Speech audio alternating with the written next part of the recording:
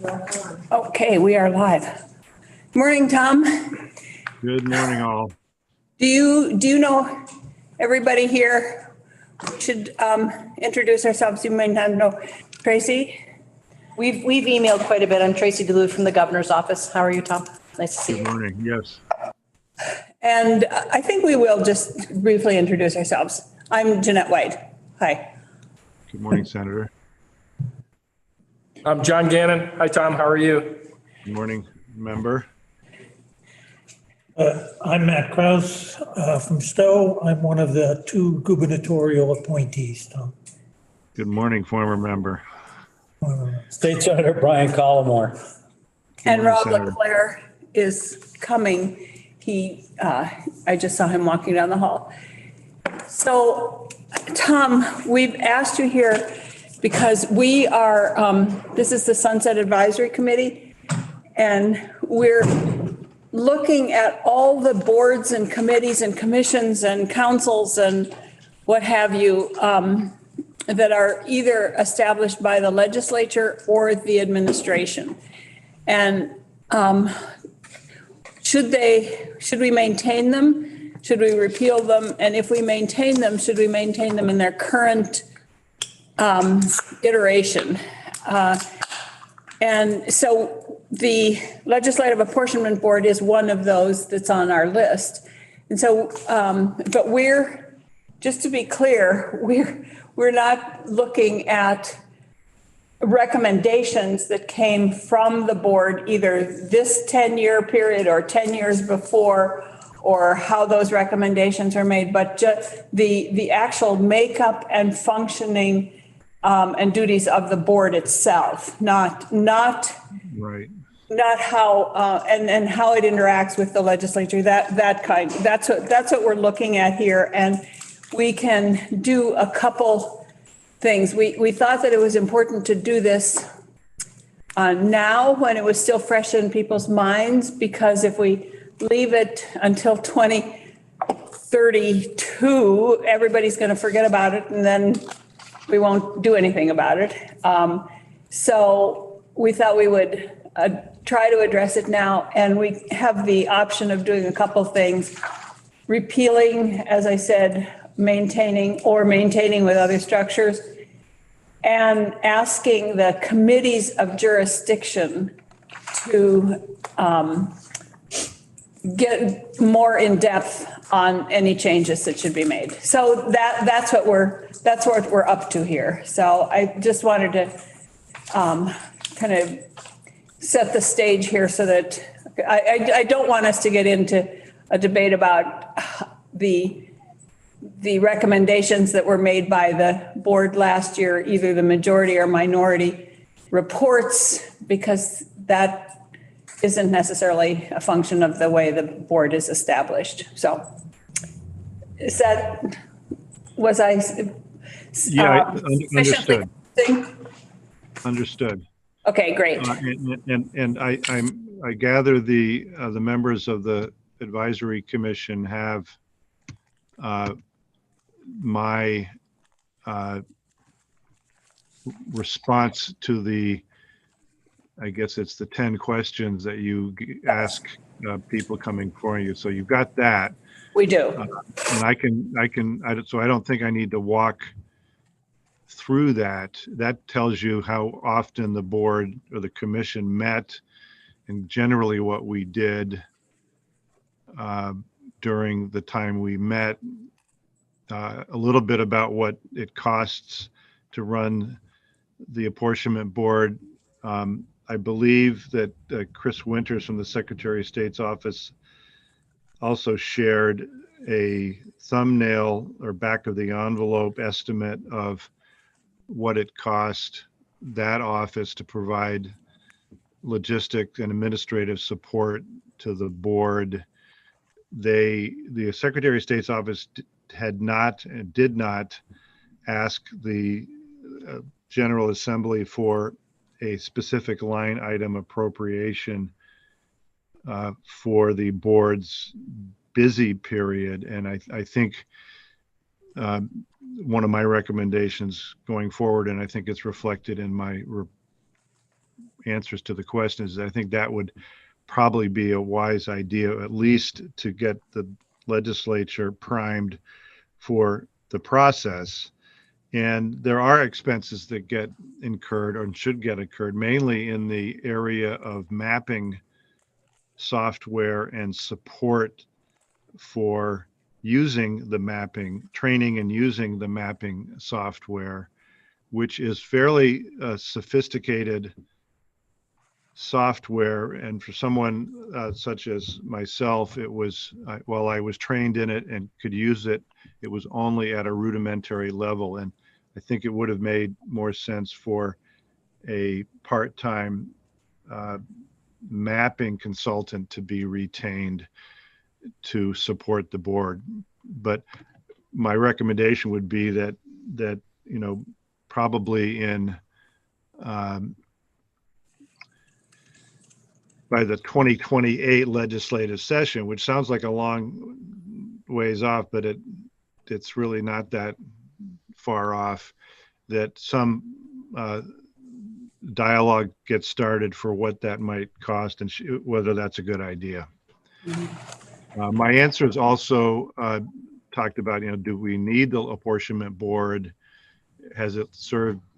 Is it no longer serving its purpose? And I answered that in the affirmative, that it is needed and it is serving its purpose, and that I think this seems to work well for Vermont. Occasionally, Vermonters have looked at the models in other states where an independent commission has all of the authority to adopt a final Senate and House map, and those have had mixed results. And I don't think our system is broken, or if it's showing a little signs of wear, that it doesn't need that kind of solution to it. Madam Chair, I will stop there, and if you'd like to direct me to something more specific, or I will do that, or I can answer questions.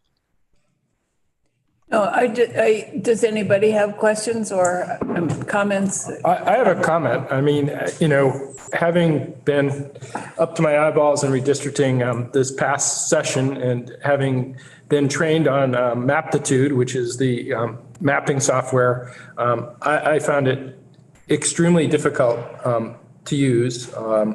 And I do understand the need to have somebody, at least on a part-time basis, assist the LAB with respect to using that software, because that's what we did on our committee. We had somebody, work with us who did the maps. We actually used another software whose name I'm now forgetting to do our own maps, but then they were, the official maps were done in Maptitude. So it was, I got trained on it, I think 3 different times and still struggled to use it. So I do think it's important that you have some part-time support to use it. Mm-hmm. Yeah, I just would comment that we also had somebody who worked with us, with our committee to do the mapping. And I can't imagine us trying to do that without him. It was invaluable. And before I forget it, I want to acknowledge Ameren, who's sitting in the back, who struggled through multiple meetings and maps with both the House and the Senate, and almost drove her to the brink. But I just wanted to acknowledge the work that she did. So, Brian? Thank you, Madam Chair. Yeah, whether it's a benefit or not, I don't know, but in the room and on this commission are the 2 co-chairs of the Senate Reapportionment Committee, and Rob was on the House side. So I do want to acknowledge Tom Little as well, and Ameren. He makes, I think, a very cogent point in his questionnaire that absent the LAB, my view, and I had only been on it that one time, would have been that we were deeper in the mud, if you will, and we would have been tractionless to get a start. So I think that the work done by the LAB is critical, and it does give us a leg up on the initial point that we start with. Whether we always agree or not, I don't think is the issue at all. It would be very unusual. As a matter of fact, I think that we would find ourselves to always be agreeing, because you've got partisan issues coming, obviously, in the two committees. I mean, it's, even though we say that there aren't, it's pretty obvious at some point. And that goes for all three parties. So I'm in favor of keeping it. I think it's a really important piece of what we do every 10 years. So I was going to just pick up on that a little bit, that having the LAB had done the work before was helpful to our committee, I'm sure yours too, to come in and to explain to us kind of the why they did what they did, and the, I don't want to say the values, but the, what they were working within their assumptions, and they, with that. And I don't know if he was with you all the time, but Tom was with us all the time to try and help explain why they did things and what that meant. And yeah. There was a COVID component to this, as there seemed to be to almost everything Yeah. going on in the last 2 years. We had intended at the board to hold some regional in-person hearings around the state to take testimony and do public outreach and education to get the citizenry, so to speak, the residents warmed up to the what apportionment is all about. And we did a little bit of that. You know, we used social media, we used op-ed pieces, we had an active website, but we weren't able to pull off the regional hearings. But we did try to convey that we were listening and that we wanted to hear from people. There were no appeals or challenges to the to reapportionment either this year or 10 years prior. You know, and for I think $275, you can file an appeal from this with the Supreme Court. And as unhappy as people were with some of what happened, nobody challenged it in court. That's not the be all and end all metric of a good result, but it's I think it's worth mentioning. The other thing that my intention had been to maybe wait a year or two and then get in front of the two government operations committees with perhaps some suggestions for what ways we might tweak the process. I know that's not the role of the Sunset Advisory Commission. But I think that there might be some ways to at least explore how to do it a little differently. The process of assembling the members of the apportionment board is it's not a centralized process, and hasn't typically been a coordinated process. So the three major parties each pick a member. The governor picks a member from each of the three major parties. The parties don't seem to consult with each other or with the governor about that. They're not required to, but I ended up having to scramble to make sure that we had at least one women on the apportionment board, because it was starting to look like we wouldn't, and to get somebody from the southern third of the state. And when you have these three different sources of, well, actually 4 different sources of appointment plus the Chief Justice of the Supreme Court, that's 5. it might make sense to put in the statute that those appointing authorities might be encouraged to consult with each other or do something like that so that we can avoid that risk. I don't know. That's easier said than done. That's easier said than done. The other thing, Senator White will recall this because I believe, Senator, you were instrumental in introducing the legislation that created for the purposes of reapportionment, 3 major parties instead of 2. Yeah. Some have asked me whether the Progressive Party should be on all fours with the other 2 major parties in terms of its participation on the apportionment board. That's a powder keg probably, but I think that legislation was enacted in roughly 2008, 9, or 10 before that apportionment board was organized, and that's when the apportionment board moved from 5 to 7 members. That's just adding that for historical context. It may not be worth the trauma that discussion and debate would entail. Go ahead. No, I think that you're right. I can't remember now that it said which the parties were, but if you qualify as a major party, then you get to have, so there could be, by next year, there could be the Goose Party, or that it becomes a major, you could have an election between now and 2028 that where another party qualifies as a major party, and then you would have to increase that number 2 more.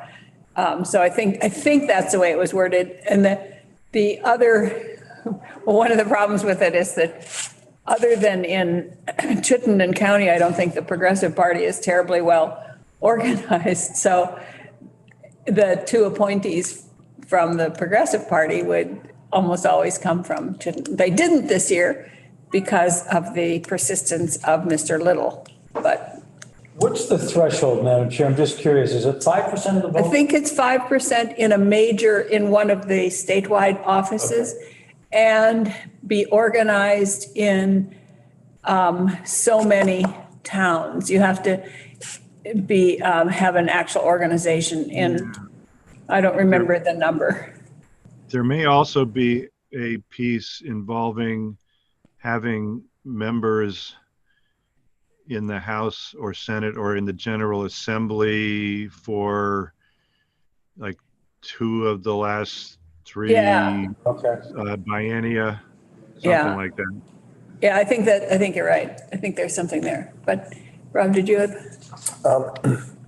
Well, one, I would move to maintain. I think I've heard that I will say that the work that these folks did allowed us on the House side to start with a very robust discussion early about it. The one thing I will say is I was approached during the session that there was some legislation and interest out there to change it rather significantly to actually, if I remember correctly, to give them even more authority and take us out.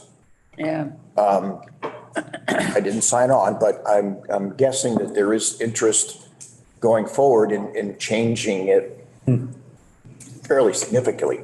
So. Yeah, I think you're right. I think that's been proposed. I was the chair in 2008 or 2011, 12, when we did it then. And even then, people were talking about that LAB should just do it and move us out. Right. And one of the things that we heard when we were looking at that was that year, I think there was one or 2 suits about the redistricting, and this year there were none. And in places where they do just have the the equivalent body do it, they generally have more consternation. But I don't know that that's true, but it is something that will, I'm sure, rear its head again. So I heard in all that, I made a motion that we would maintain. I'll second. So I am happy to hear, though, that you intend, Tom, to go to the two committees, maybe not this session, but this session or the next session, to talk to them about how it operates and how it, if there are any changes that are needed, and certainly at least acknowledging the amount of money that the Secretary of State expends on it. So. I thought I'd let things settle down a little bit before doing that, but while it's still fresh, people are still around. Yeah. And you have a lot of new people this year who Yeah. may, Probably as a result. yeah, no, I'm sure some as a result, yeah. Yeah, and some of them aren't here as a result. That's true. So, all right, any more discussion on this or questions or comments or anything? All right, so we've had a motion to maintain it as it is, and just know that Tom will bring it up to the two bodies at the appropriate time and really look at it more in depth. Okay? All in favor? All right. Aye. Opposed? Okay. Thank you, Tom, and thanks for being flexible here. Now you have No, the that's rest of the day. This worked out quite well for me too, as well. So Great. safe travels. Thank you. Thank you. Thank you.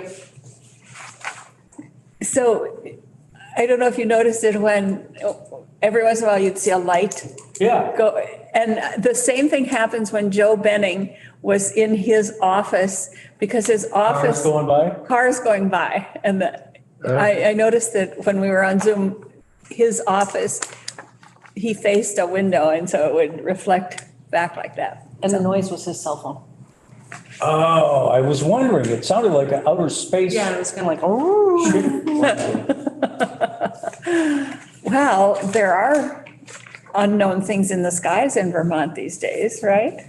Not just in Vermont. Yeah, I know, but didn't that one, did you see that one? This guy he's a young pilot who was moving up here from Texas to go to the Burlington airport because he'd been given a job up there, and he was driving up and he said, "What is that?" And there was they had a picture of it, this big light with this big cone kind of thing on it. And he stopped and he looked, and then all these other people apparently were looking, and somebody took a picture, and it was, SpaceX. yeah, that's what it was. That's What? SpaceX. SpaceX. Oh. And then he said afterwards, he said, well, I just went on even before I knew what it was, because he said, you know, Vermont is weird. Weird things happen in Vermont. I thought that was pretty funny. Okay. Are we? Representative Leclerc would agree that the Senate did extraordinarily good work on the reapportionment. I would agree that you did concur with the work that came over from the House. So I would agree with that statement. Good save. Ours is probably a little easier job, to be frank. I think it was just a little easier, but you did. We don't- I mean, you had some heavy lifting with Chittenden County. Chittenden County, yeah. Yeah, that was, Yeah. You know, an observation I've made so far today is that I think everybody that I've seen on Zoom has been testifying. I'm curious to know how the rest of the day plays out, because oh, you mean as opposed to in an office someplace? Exactly. Yeah. Yeah. Well, Tom works at home, so. I'm just saying that it's interesting. Might be the last good golf day. Pardon me? Might be the last good golf day. Yeah, soaking rains tomorrow night. All the leaves will be gone. Maybe we had a robust discussion Monday around a policy around remote work. But I don't think state employees are required to go to the office yet. That's for the staff here. Well, I know, but I'm just, Right. I mean, in all departments? well, I think in many instances, they're still working from home. DMV is open and. They had to produce a plan. Yeah. Okay. You know, like I know finance and management on my floor, I think they're in 1 day a week. The whole office, or they rotate in, or? No, the whole office is in there 1 day a week and the rest, unless there's something.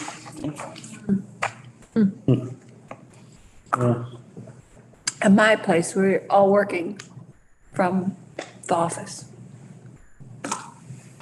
My place too, for the most part. It wasn't a judgment, it was just an observation.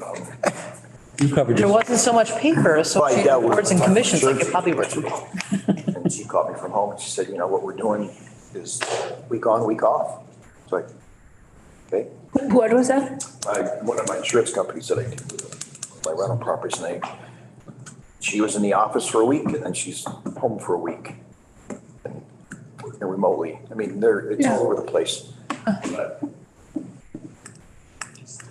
say I have some downtown office space that I have renovated in Erie. so we could probably go offline, No. or are we? Maybe not. Nope. Yep. All right. Do you want to come and join us? Yeah, we're ready for you. Ready. Oh, we're running a little ahead? We're ready.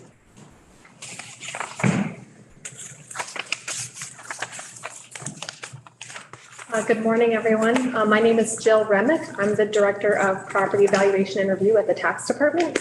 And we'll introduce ourselves so that you have a sense of who we are, and then you can take off. I'm Jeanette White, Senator from Wyndham County. John Gannon, representing Halifax, Whitingham, and Wilmington in southern Vermont. Robert Clare, representative for Berry Town. I'm Matt Kraus from Stowe. I'm one of the gubernatorial appointees. Senator Collmore from Rutland. I'm Tracy DeLube. We email a lot. Boards and commissions, nice to meet you. Nice to see you, Tracy. Okay. All right, we have your, the answers to your questions that you sent us. And if you want to just give us a little background, you don't have to go into a lot of detail, and then we'll have some time for questions. Okay, great. Concerns. I'm really sorry if I was holding you folks up. No, you weren't at all. So at Property Valuation and Review, we're a division of the Tax Department, and a huge part of the work that we do involves administering the current use program. So that's a program where we work with town officials to provide property tax relief for properties that are enrolled in the program, that are eligible to be in the program. And in exchange for enrolling property in the program, a contingent lien from the state is placed on the property. So this basically has meant that, about 43% of the total acreage in the state is enrolled in current use. It provides about $65 million in savings for property tax landowners. And there is also a provision called the hold harmless payment, where essentially we pay the towns their municipal revenue that to keep them whole for properties enrolled in the program. So there's no penalty to the town for property being enrolled in current use. So the Current Use Advisory Board is made up of a combination of gubernatorial appointees, appointees representing the Agency of Agriculture, Tax, Forest Parks and Recreation. And then we have folks representing municipal officials, listers, and then landowners who do and do not have land in the program. So there is in the statute a limit to how many folks on the Current Use Advisory Board can have land in the program, to sort of keep that balance. So at least 51% should not have land in the program. We are fully slated again at the advisory board. And the requirement as far as town, or as far as like our office administration, is pretty minimal for this board. So the board's role is very narrowly defined, as they are responsible for creating the administrative rules for current use. And we support that work. And then they also establish the current use values. So the actual values that are used to replace the fair market value on those properties, which is what results in the lower property tax bill. So they get together twice in the winter. Forest Parks and Recreation brings forth the calculation for forestry. It's usually based on things like stumpage value and things like that. Agriculture brings land lease rates. There were milk prices were weighed in there for a while, hay prices, things like that. So It's sort of a collaborative effort of those agencies to advise the board on what those use values could be that could kind of represent what the fair market value versus the use value for those properties are. So the output required of our department is pretty minimal. The role of the current use advisory board is pretty straightforward. They don't meet throughout the year, right? They only meet for those 2 meetings, and there's really not a lot of work asked of them between that, which means not a lot of work on our team. We are in the middle of revising the administrative rules. They haven't been fixed for quite a while, and the statute related to current use has been updated several times. So we're in that process. So yeah, there's minimal financial impact to the board. In talking with my colleagues at Agriculture and Forest, while we could theoretically create administrative rules in one of our agencies and set those values, there's definitely a value in having the membership of the board do that review, sort of have that public hearing and public input about where those values come from. So we don't have any recommendation to disband the board and find it a pretty minimal impact on our financial administrative operations. I'm happy to answer any questions. Good morning. So I did read through this, and one of the things that jumped out at me was that the board meets really infrequently and for very short durations of time. Would it be a fair assumption that the recommendations of the different agencies as far as what those values should be are what end up being settled on more often than not, as opposed to where I'm trying to get at is it does seem questionable as to really, does this board really truly need to exist? Or is it just they come in, follow the recommendations made by the different agencies, and yeah, that's good, and then off we go until next year? Yeah, I mean, we don't typically see the board making any changes to those valuations. It is certainly a function that could happen at the agency level. Yeah, that's true. Sorry, can I? Yeah. Can you ever think of an example where, I guess a recommendation was maybe changed a little bit in one of those meetings, or is it just, I mean? I've only been in this role for about 4 years, and I was assistant director for a few before that. I can't think of any. What we definitely do spend time on in those 2 meetings is where those numbers come from. We talk a lot about sort of lease land rates. There's definitely challenges right now for farmers and for finding farmers who are interested in leasing land. And if you're not qualified to be in the program, if you lease a qualified farmer, then your land can be enrolled. And so that's a challenge. So we have those kind of conversations about the stump value and things like that go into those factors. So it creates that conversation, but I don't think that it's actually been changed in my memory. In full disclosure, I have a sizable piece in current year's program. So are you saying, just so I'm clear, are you saying that since they don't change what recommendations, what would we need the board for? in essence, yes. Is it just sort of redundancy? I mean, So why don't we ask that question flat out? So what happens if it goes away? I mean,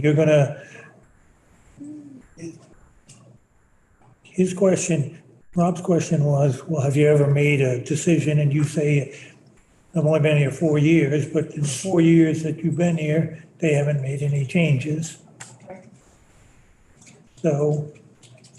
Yeah, I suppose I'd leave that up to the legislative body. I don't think I could recommend that you disband it, but we can carry out that work for sure.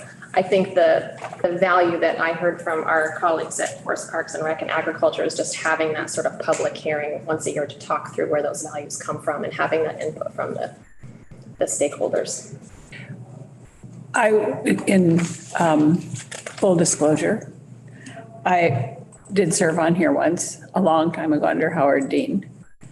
And I don't remember so much talking about the values, but talking a lot about the rules of the road. I mean, looking at the legislation and then looking at how that intended legislation was translated then into the rules for participation and what you had to do if you were in current use. So that's what I remember. I don't remember the valuation part of it, but I do remember the very lively conversation for the differences from loggers and the forest industry and the farmers, and I represented municipality, so. I mean, as somebody who's in one now with a forest management plan, I don't have hardly any interaction with them other than, well, we did take a piece out, but it's always with your forester and the other professionals that are sort of the buffers there.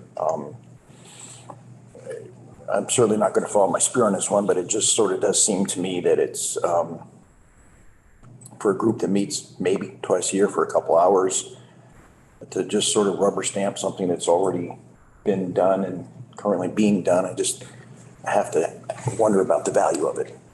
But you're only rubber stamping the value. You're not necessarily rubber stamping the rules of engagement.